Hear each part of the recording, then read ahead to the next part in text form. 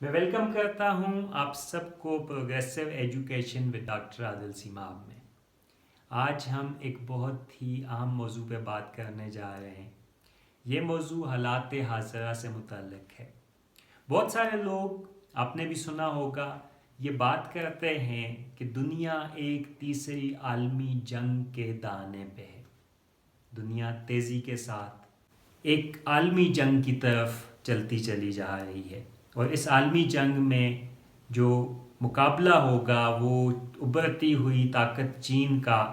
پہلے سے موجود سپر پاور امریکہ کے ساتھ ہوگا۔ ہمارے ہاں تو خیر ایسی بہت ساری پریڈکشنز ہوتی رہتی ہیں۔ اس جنگ کے حوالے سے جب بات کی جاتی ہے تو وہ لوگ جو یہ دلیل دیتے ہیں یا یہ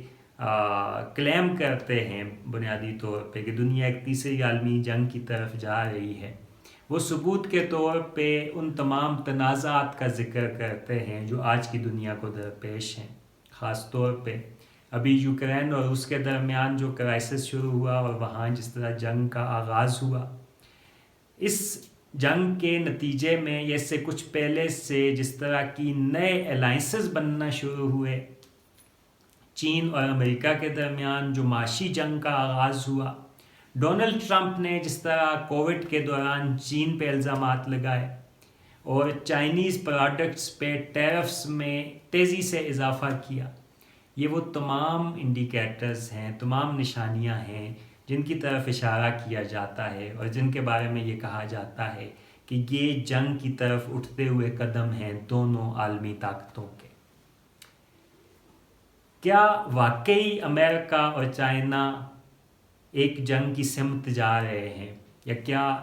دونوں کے مقدر میں یہ لکھ دیا گیا ہے کہ انہوں نے ٹکرانا ہے یا نہیں ٹکرانا؟ اس کے حوالے سے ایک بہت سنجیدہ کام 2014 میں ہوا۔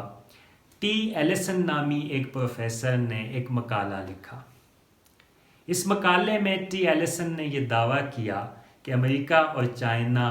دونوں تھیوسیڈائڈس ٹریپ کا شکار ہیں اور دونوں کے درمیان جنگ ہونا لازم ہے، اس سے جنگ سے کوئی فرار، کوئی اسکیپ ممکن نہیں ہے، اور ظاہر سی بات ہے دونوں عالمی طاقتیں ہیں تو یہ ایک عالمی جنگ ہی ہوگی۔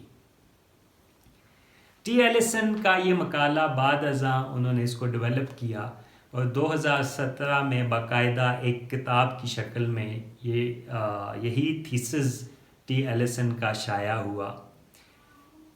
ٹی ایلیسن کے اس دعوے کو چائنا اور امریکہ دونوں کے سنجیدہ حلقوں میں پالیسی میکرز نے، پولیٹیشنز نے ڈسکس کرنا شروع کیا، اس پہ بات کرنا شروع کی۔ مثال کے طور پہ 2014 میں ہی چائنیز پریزیڈنٹ نے اپنی ایک سپیچ میں یہ کہا کہ ہمیں ہر ممکنہ کوشش کرنی چاہیے کہ ہم تھیوسیڈائڈس ٹریپ سے بچ سکیں۔ امریکہ کے پریزیڈنٹ باراک حسین اوباما نے رسپانس کے طور پہ 2014 میں انہوں نے کہا کہ میں اس نظریے کے کہ دنیا تھیوسیڈائڈ ٹریپ میں دستی چلی جا رہی ہے، میں اس نظریے کے ساتھ اتفاق نہیں کرتا۔ یعنی جو نظریہ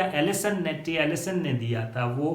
لیڈرشپ کی سطح پہ ڈسکس ہونا شروع ہوا۔ یہ تھیوسیڈائڈ کون تھا؟ تھیوسیڈائڈ ٹریپ کیا تھا جس کے بارے میں ٹی ایلیسن نے بات کی؟ تھیوسیڈائڈ بنیادی طور پہ ایک تاریخ دان تھا 5ویں صدی قبل مسیح کا، اور تھیوسیڈائڈ ایتھنز کا رہنے والا تھا، اور اس نے ایتھنز اور اسپارٹا کے درمیان ہونے والی جنگوں پہ ایک کتاب لکھی تھی، ہسٹری آف پیلوپینشین وارز کے نام سے۔ اس کتاب میں تھیوسیڈائڈ نے یہ دعویٰ کیا کہ جب کسی ایک خطے میں ایک طاقتور ملک ہوتا ہے، ایک بالادست ملک ہوتا ہے، ایک لیڈنگ پوزیشن لیا ہوا ملک ہوتا ہے، یعنی اس ایریا کی جو ایک سپر پاور ہوتی ہے، ایک ہیجمن جو ہوتا ہے، جب اس کے مقابلے میں ایک دوسرا ملک طاقت حاصل کرنا شروع کرتا ہے اور اس کے بالکل قریب پہنچ جاتا ہے اور اس کی جگہ لینے کے قریب ہوتا ہے، تو جو پہلے سے موجود ملک ہے وہ دوسرے ملک کے خلاف جنگ کا آغاز کر دیتا ہے۔ یعنی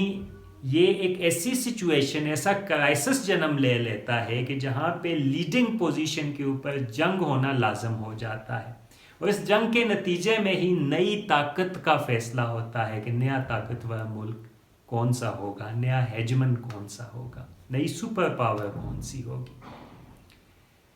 پیلوپینشین وار کے حوالے سے تھیوسیڈائڈ نے یہ کہا کہ اسپارٹا نے ایتھنز کی ابھرتی ہوئی طاقت کا خوف اسپارٹا میں جو پیدا ہوا، اس کے نتیجے میں اسپارٹنز نے ایتھنز پہ حملہ کر دیا، کیونکہ انہیں یہ لگ رہا تھا کہ جس طرح سے ایتھنز کی طاقت میں اضافہ ہو رہا ہے، جلد ہی ایتھینین اسپارٹا سے آگے نکل جائیں گے اور وہ لیڈنگ پوزیشن لے لیں گے اس پورے یونان کے خطے کے اندر۔ ٹی ایلسن نے اس نظریے کو اپنی کتاب میں 16 کیسز پہ ٹیسٹ کیا، تاریخ سے 16 ایسی جنگیں اٹھائیں جو کہ سپر طاقت یا سپر پاور اور کسی وقت کی سپر پاور اور اس سپر پاور کے قریب آنے والی ایمرجنگ پاورز کے درمیان ہوئی تھیں، اور ان 16 میں سے 12 کیسز میں 12 جنگیں ایسی تھیں جس میں پاور ٹرانزیشن یا جو سپر طاقت کا سٹیٹس ہے وہ ایک عظیم جنگ کے بعد ہی ممکن ہو پایا۔ اس طرح سے ٹی ایلسن نے تاریخی اعتبار سے ایک ایویڈنس تاریخ سے وہ لے کے آئے، اور انہوں نے کہا کہ دنیا میں یہی ہوتا آیا ہے، انسانوں کی تاریخ اور انسانی ملکوں کی بین الاقوامی تعلقات کی تاریخ ہمیں یہ بتاتی ہے کہ ایک طاقتور ملک سے دوسرا طاقت جو ابھرنے والی طاقت ہوتی ہے، یہ جب ایک دوسرے کے قریب آ جاتے ہیں طاقت کے حوالے سے، تو اس کا نتیجہ کیا نکلتا ہے کہ جو طاقتور ملک ہوتا ہے وہ ابھرنے والی طاقت کے خلاف، یہ ابھرنے والی طاقت پہلے سے موجود طاقتور ملک کے خلاف جنگ کا آغاز کر دیتے ہیں، اور اس جنگ کے بعد ہی پاور ٹرانزیشن ہوتی ہے۔ بین الاقوامی تعلقات کے اسٹوڈنٹس پاور ٹرانزیشن تھیوری کا اگر مطالعہ کریں تو تقریباً یہی پریمیسز اس تھیوری کے بھی موجود ہیں۔ اب یہ ٹی ایلسن نے جس طرح سے تاریخ کو دیکھا اور جس انداز میں تھیوسیڈائڈس ٹریپ کے بارے میں بات کی، تھیوسیڈائڈ ٹریپس کو ٹی ایلسن نے یہ کہا کہ ایک ایسا ٹریپ جو اسٹرکچرل پریشرز کے نتیجے میں پیدا ہوتا ہے اور جنگ کو روکنا یا جنگ سے بچنا ممکن نہیں رہتا، دونوں ملک اس میں دھنس جاتے ہیں، دونوں ملک اس میں انوالو ہو جاتے ہیں، اور اسی طرح سے جو طاقت کا سفر ہے اور نئی طاقت کی ایمرجنس ہے وہ ہوتی ہے۔